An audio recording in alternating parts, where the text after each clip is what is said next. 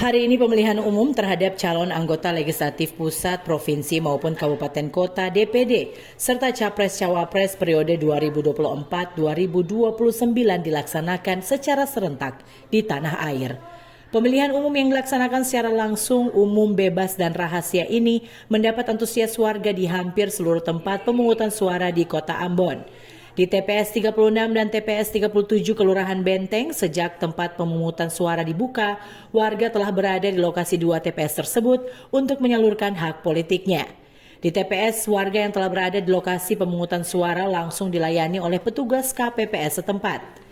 Salah satu petugas KPPS di tempat pemungutan suara mengakui bila antusias warga untuk pemilihan legislatif pusat, provinsi, kabupaten kota, DPD, dan capres-cawapres sangat tinggi tahun ini bila dibandingkan pemilu sebelumnya. Hasil pantauan TVRI di tempat pemungutan suara nampak dengan kesadaran masyarakat cukup tinggi mendatangi TPS untuk menyalurkan hak politiknya.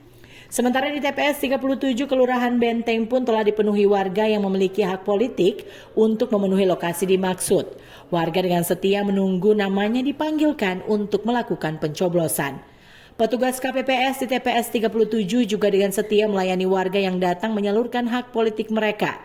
Hingga pukul 11.00 waktu Indonesia Timur, telah lebih dari 75% daftar pemilih tetap yang mendapatkan surat undangan telah melakukan pencoblosan di 2 tempat pemungutan suara tersebut.